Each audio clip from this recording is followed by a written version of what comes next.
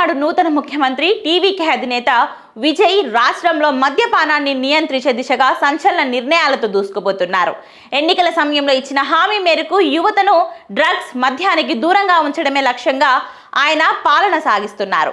ఇప్పటికే రాష్ట్ర వ్యాప్తంగా విద్యా సంస్థలు, ప్రార్థన సంస్థలకు సమీపంలో ఉన్న 717 మద్యం దుకాణాలను మూసివేయించిన విజయ్ తాజాగా విక్రయాల విషయంలో మరిన్ని కఠిన ఆంక్షలు విధించారు. రాష్ట్రంలో పెరుగుతున్న మద్యపాన వ్యసనాన్ని అరికట్టేందుకు 21 ఏళ్ల లోపు వారికి మద్యం అమ్మకూడదని సీఎం విజయ్ స్పష్టమైన ఆదేశాలు జారీ చేశారు. ఈ నిబంధనను పకడ్బందీగా అమలు చేసేందుకు తమిళనాడు స్టేట్ మార్కెటింగ్ కార్పొరేషన్ రంగంలోకి దిగింది. ఇకపై మద్యం కొనుగోలు చేసేవారు తమ వయసును నిరూపించుకోవడానికి ఆధార్ కార్డ్ లేదా డ్రైవింగ్ లైసెన్స్ వంటి గుర్తింపు కార్డును తప్పనిసరిగా చూపించాల్సి ఉంటుంది. వయసు ధృవీకరణ పత్రాలను తనిఖీ చేయకుండా 21 ఏళ్ల లోపు వారికి మద్యం విక్రయిస్తే షాపు యజమానులు, సిబ్బందిపై ప్రభుత్వం కఠిన చర్యలు తీసుకోనుంది.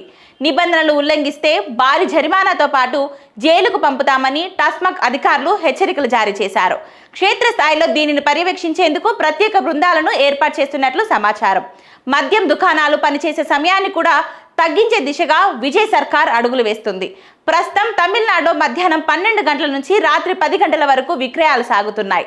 అయితే నేరాలు, ప్రమాదాలను తగ్గించేందుకు దుకాణాలను రాత్రి 8 గంటలకే మూసివేయాలనే ప్రతిపాదనను ప్రభుత్వం పరిశీలిస్తుంది. దీనిపై త్వరలోనే అధికారిక ఉత్తర్వులు వెలువడే అవకాశం ఉంది.